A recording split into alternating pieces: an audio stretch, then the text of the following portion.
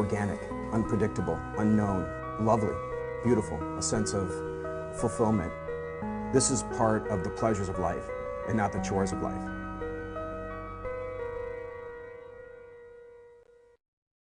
Tonight on Daily Iowan TV, cultural celebration. Find out why downtown Iowa City is buzzing this week. Bench Art, the pedestrian mall in Iowa City, will see some new artistic additions in the near future.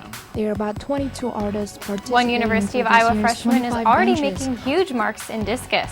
Find out who and more later on in sports. Snow in April. Temps are dropping and snow is falling across areas of the Midwest.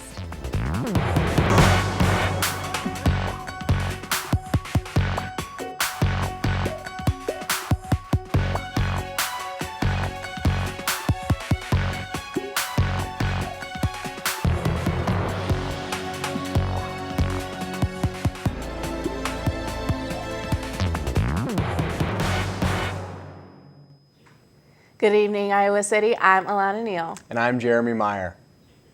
The Mission Creek Music and Arts Festival kicked off on Tuesday evening in Iowa City.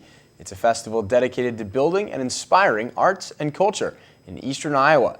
Until Sunday night, attendants can enjoy live music, film screenings, and local food all over Iowa City. That includes various downtown hotspots like the Engler Theater, Blue Moose Tap House, and the Mill. All tickets are available to buy online at missioncreek.com.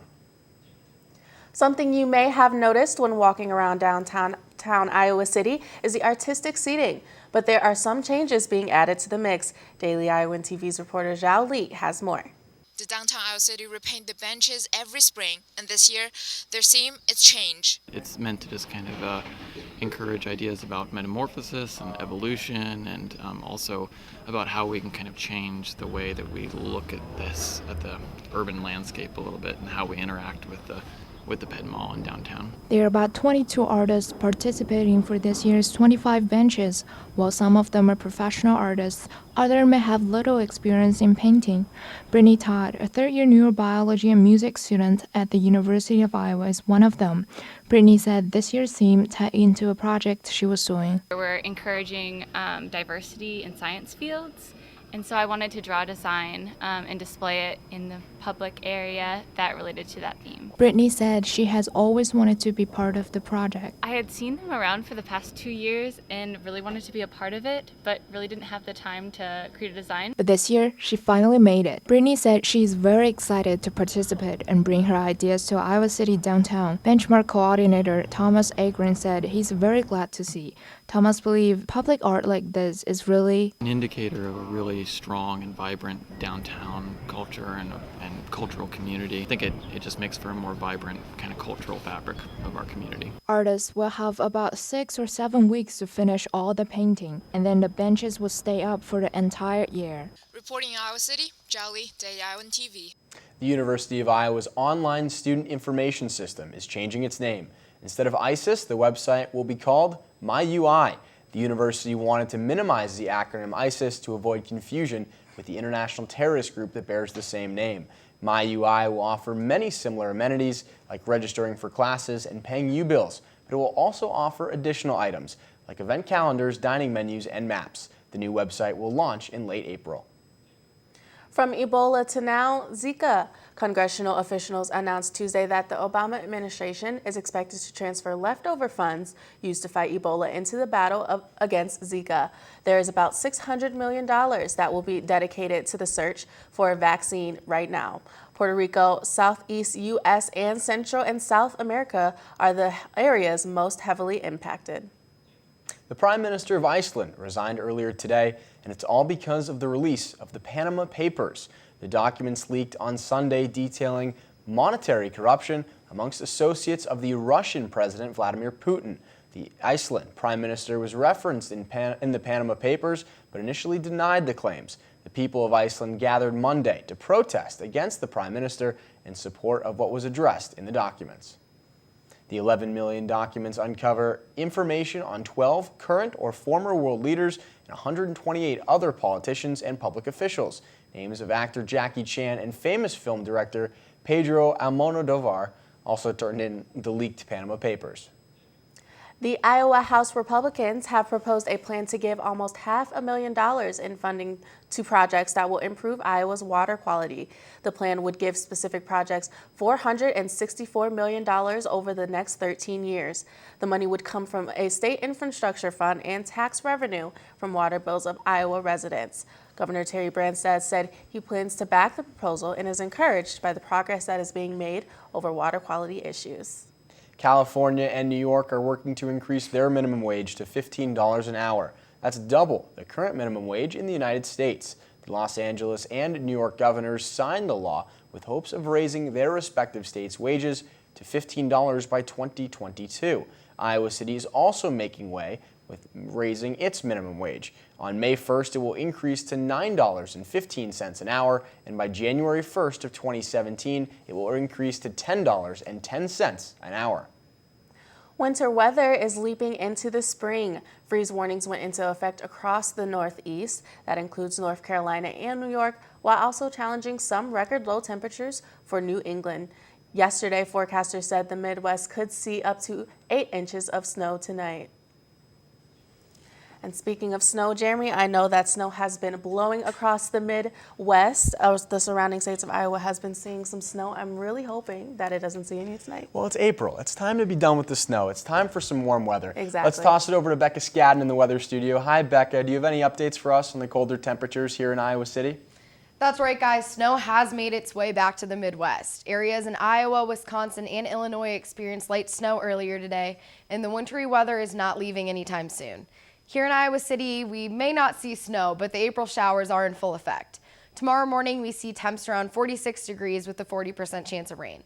Temperatures will move up into the 50s in the afternoon with developing thunderstorms. Looking into tomorrow night, temperatures will move down to 50 degrees with continued rain and wind. Looking ahead at the rest of our week. Thursday, we're looking at a high of 51 degrees and lows in the 30s with a 40% chance of rain. Friday, we jump down to our low for the week with temperatures in the 30s and cloudy skies. Moving into the weekend, temperatures are expected to move up to the mid-40s with sunny skies. On Sunday, the high will move up to the 50s, but the showers will continue. As we begin next week, we're looking at temps in the 40s with a 50% chance of showers. The natatorium at the UI Campus Recreation and Wellness Center needed to be drained. Daily Iowan TV reporter Molly Shen dipped her toe into the details that help explain why. The swimming pool at the University of Iowa has stopped opening for 1 week, and they are driving and refilling the pool in this week for the safety reason, because they found glasses at the swimming pool. Glass in the pool can be dangerous for people possibly ingesting glass or getting glass in their eye or various other things. So the safest procedure is for us to drain the pool and clean it to get all the glass out of the pool. As the closing of the swimming pool affect student daily, what and how does the students know the news? There was glass in the pool, so we had to shut it down due to it's a safety. Caesars is the head lifeguard of the swimming pool. He got the glass news from his supervisor. I heard about it by our manager or head person. We got an email about it, and we got to cooperate with that. The swimming pool of the University of Iowa has already closed for 2 weeks. And how does it affect the student life? I mean, you can come here to the swimming pool, but it doesn't really do the job like that one because it's completely different, bigger, more room to do what you need to. For the perspective of US staff, fear does not think the closing of the swimming pool will affect students, since there are a lot of swimming pools on or near campus. Overall, it's an inconvenience in that we had to shift some programs around to different facilities, but we were able to accommodate all of our programs by moving them over to the fieldhouse pool or into the diving. However, a good news. The swimming pool will be back this Friday. Hope the swimming lover will come to swim soon. Feng Yishen from Daily Iowa. Twitter will soon be able to live stream Thursday night football games.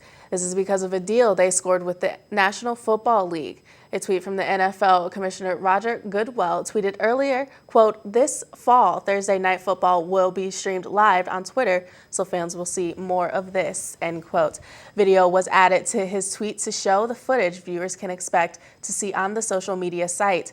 Twitter with big names like Amazon and Facebook to strike this deal.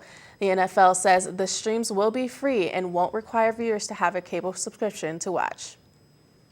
Villanova men's basketball earned a huge W last night, knocking off North Carolina 77-74 in the national championship game. They hit the deciding hoop as time expired. Junior forward Chris Jenkins nailed the game-winning shot right at the buzzer, leaving the crowd screaming in jubilation. It's the first Villanova national championship since 1985. And Alana, in the waning seconds of that game, Marcus Page from Iowa hit a crazy shot that at the time we thought was going to be the shot people would remember from that contest. That's right. People were so excited. They were jumping up and down. It was just a really great moment. Let's go ahead and toss it over to Katie and Colin in the sports studio to see what's going on with sports. Katie and Colin. Like Jeremy said, a new champion on top of the college basketball world. I don't know about you, Colin, but that was probably the most exciting end to a college basketball game I've ever seen. Definitely, Katie. That's arguably the most clutch shot I've ever seen in my life. I agree. Now, people say that Iowa City is home to some of the best wrestling fans, and they will get a dose of not only some former Iowa wrestlers, but also other wrestlers from around the country that want one thing: a spot on the United States Olympic team for the 2016 Olympics. Taylor Brooks was standing by in the studio earlier today and hashes out 3 of 4 former Iowa wrestlers and where their heads are. Thanks, Colin and Katie. 4 former Iowa Hawkeye wrestlers will walk into Carver Hawkeye Arena this weekend with either a ticket to the 2016 Olympics in Rio or not. For Daniel Dennis, though, he thought he would never come out of retirement, but this seemed like the perfect opportunity at the perfect time.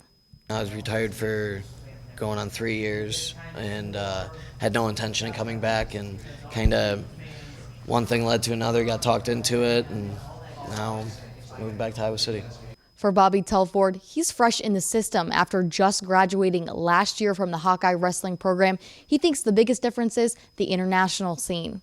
The difference between international wrestling and college wrestling, you only compete 5 or 6 times a year, and you're usually overseas and stuff like that.